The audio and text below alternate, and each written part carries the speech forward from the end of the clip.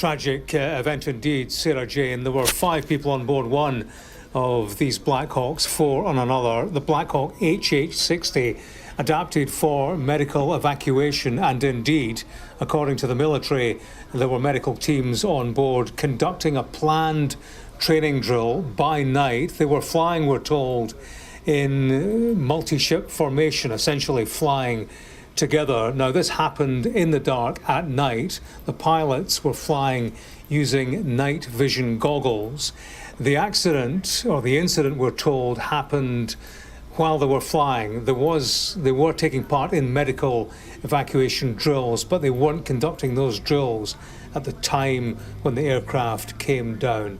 The military says that there was no indication of any problem on board prior to the crash happening, although they do say, and the phrase they used was that the pilots were able to land in a field across from a residential area. They say that's lucky, so that perhaps indicates that there was some action on the part of the pilots to avoid a tragedy on a larger scale.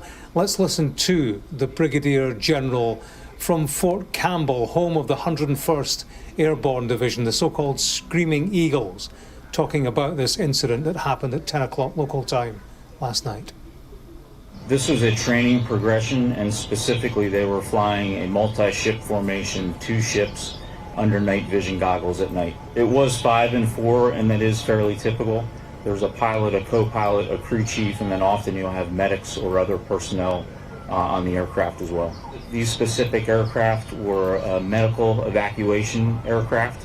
However, we believe that they were, the accident occurred when they were doing flying, not deliberate medical evacuation drills.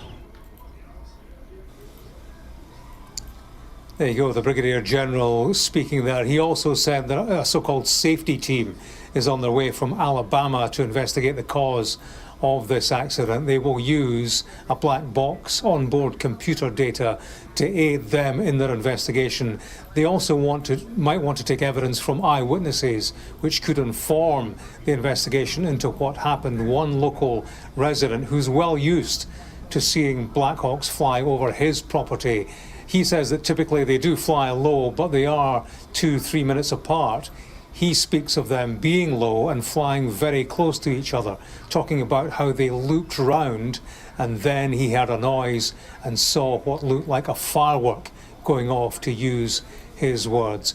Currently, there is an operation ongoing to inform the next of kin across the United States and indeed with relatives across the world. The governor of Kentucky talking about how this is a tough, tragic day for his state.